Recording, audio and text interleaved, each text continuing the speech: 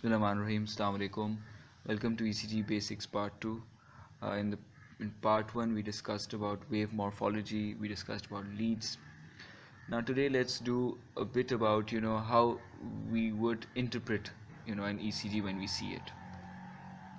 So the first thing when you look at an ECG is that you should look at the more prominent things in the ECG.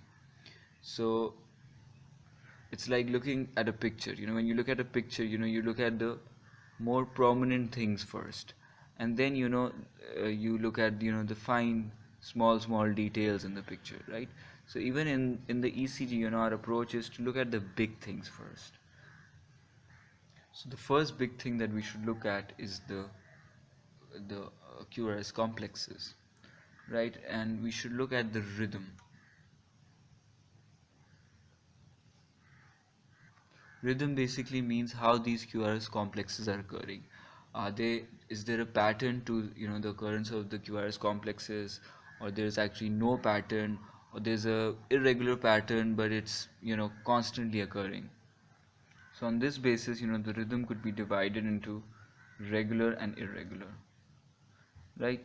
A regular rhythm is a rhythm in which the Qrs complexes they are occurring after a specific time period regularly, right? Like here, you can actually see that they're occurring at a specific time period in a regular fashion. Irregular can actually be divided into two parts. One is regularly irregular and the other is irregularly irregular. In regularly irregular, what happens is that the rhythm is irregular but it's occurring in a regular fashion. What that means is that there are two beats and then there's a pause, and then there are two beats and then there's a pause. So this all over this rhythm is irregular. It's not regular like this, right? But it's happening in a very regular fashion. You have this irregularity which is happening in a regular fashion. So we call this rhythm as regularly irregular. Usually you have groups of twos or threes. Some people even call this as group beating. An irregular rhythm, on the other hand, is a rhythm which has no pattern whatsoever. So you can actually see that there are two beats, and then there's a gap, and then there's another gap, then there are three beats, and then there's a gap. So this kind of a rhythm is known as irregularly irregular. Now for a quick assessment of the rhythm, one of the tools we use are the calipers, right? Now what we can do is with the calipers, we can put calipers, between the two RR intervals, and then we can match, whether the next RR interval is also the same and the next RR interval is also the same. So in this way, the calipers can actually help in a quick assessment of the rhythm. The normal rhythm of the heart is known as the sinus rhythm, right? The sinus rhythm actually arises from the SA note or the sinus note. Because it arises from the sinus note, it is called as the sinus rhythm. One of the remarks a person needs to make when looking at an ECG is whether the ECG is in sinus rhythm or not. To tell whether an ECG is in sinus rhythm, you have to make sure that the RR intervals are constant. Secondly, what you need to do is you need to make sure that every Qrs complex is preceded by a P wave. The third thing that you need to know is that the distance between the P and P, the PP intervals, and the distance between the P and Qrs is constant.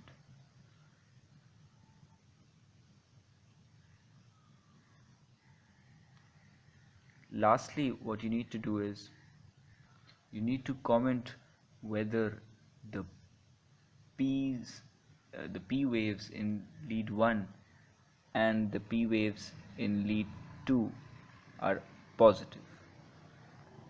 So if you look at an ECG and you come to the conclusion that the RR intervals are constant, the P wave is followed by a Qrs complex, the P to P intervals which can easily be measured by using calipers, and the PQRS interval they're constant, and the P waves are positive in lead 1 and 2.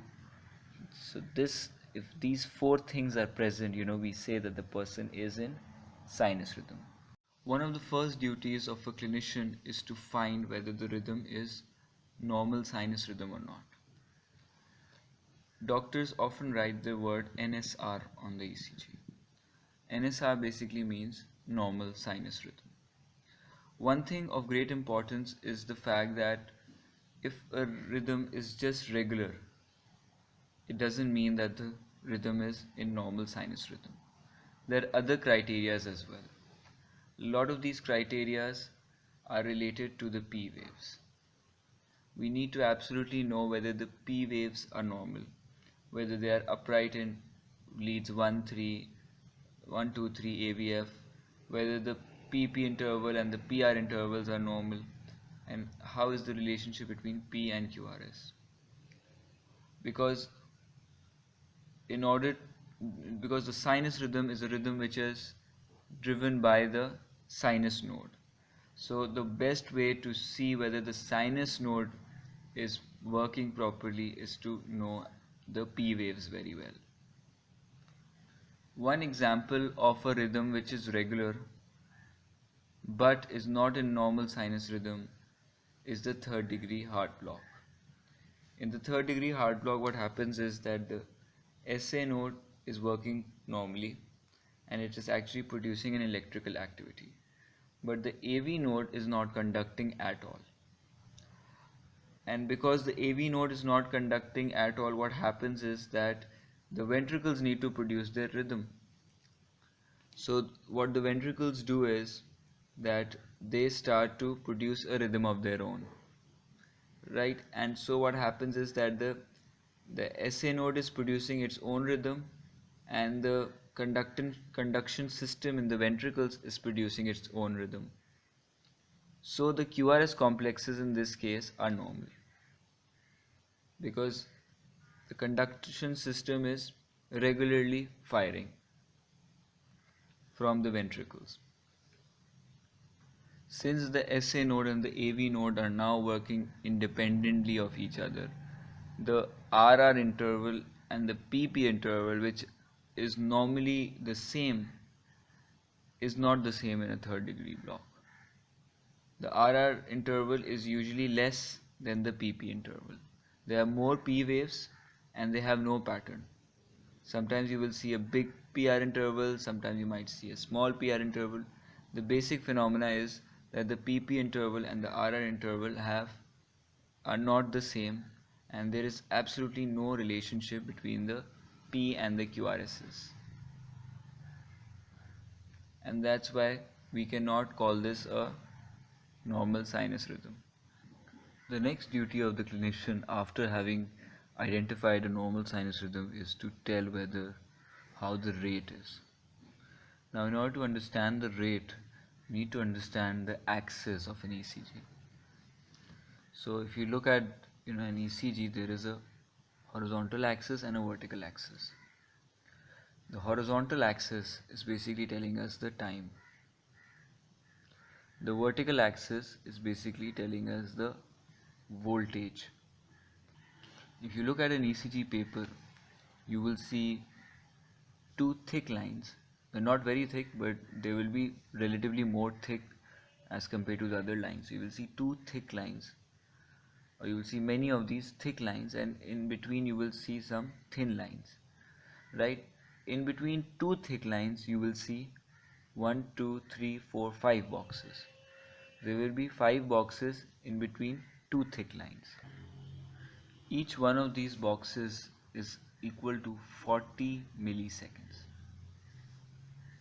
Now 1 second equals to 1000 milliseconds. Similarly, 40 milliseconds equals to 0.04 seconds. The value that you should know about one small box is this value, 0.04. So one small box is 0.04 seconds. Why is this important? It's important because we need to find the rate, but the other importance of this is that every time we are actually we need to determine whether the QRS complex is normal, or this PR interval is normal, or there is something known as the QT interval, whether that is normal. We need to look at these boxes. For instance, if I need to determine whether this QRS complex is normal, I will see whether the amount of boxes in the QRS complex are normal. Normally, the QRS complex should be about 2 to 3 boxes, and that equals to 0.08 to 0.12 seconds. This is the normal width of the QRS complex, 2 to 3 boxes.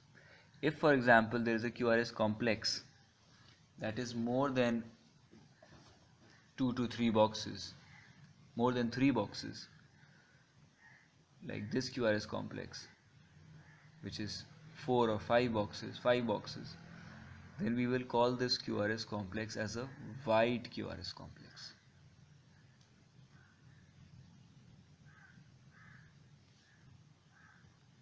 If I had to calculate the width of this QRS complex, and I know that there are 5 boxes that are in the QRS complex, then simply I would multiply 0.4 with 5, and I would get 0.20 seconds. So this is the width of the QRS complex over here. Just like there is a wide complex QRS, there can also be a narrow complex QRS. For example, in this example you can see that this QRS complex is just about 1 box, right? Any QRS complex which is less than 2 boxes, we call it a narrow QRS complex. And in terms of seconds, if I had to find the duration, I would say this is 0.04 seconds. So similarly, like we have an x-axis, we also have a y-axis, a vertical axis.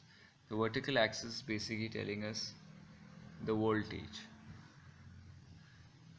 Now, if you look at an ECG paper, you will see these dark lines. There are dark lines after every 5 boxes on the horizontal axis, but there are dark lines after every 5 boxes even on the vertical axis. In the vertical axis, what these boxes are showing us is the voltage. Each box is actually showing us 0.1 millivolt. 0.1 millivolt. So it was 0.04 seconds on the horizontal axis. On the vertical axis is a very simple number, 0.1 millivolts. So if there are 5 boxes, I will say that this is 0.5 millivolts. So as an example, if you have this QRS complex and you know the duration of the QRS complex, which is, for example, 3 boxes, which is normal.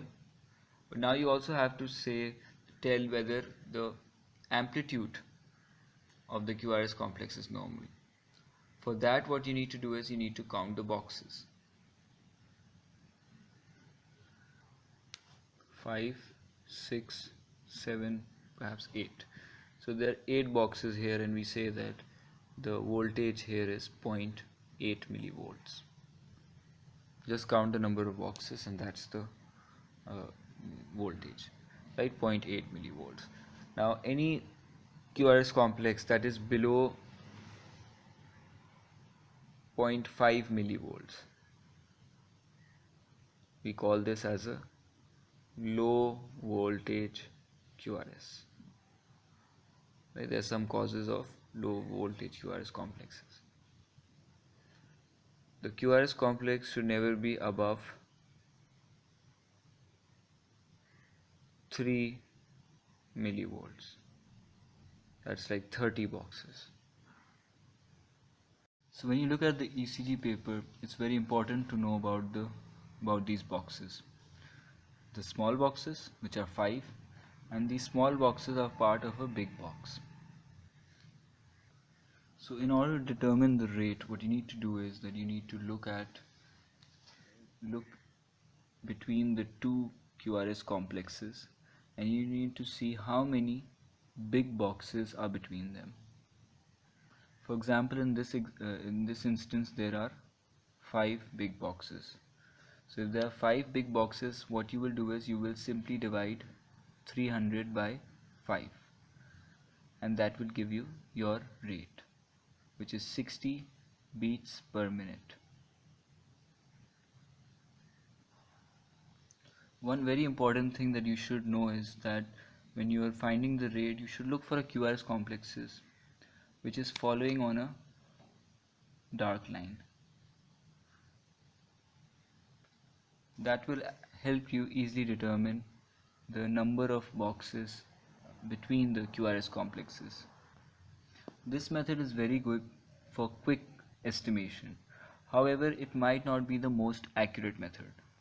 Many times you will encounter a situation where the boxes between the two Qrs complexes are not exactly 3, 4 or 5, but they are somewhere in between. Like for example, here we have 1, 2, 3, 4 and 4.5 boxes. So if you want to find the rate over here, we'll have to divide 300 by 4.5.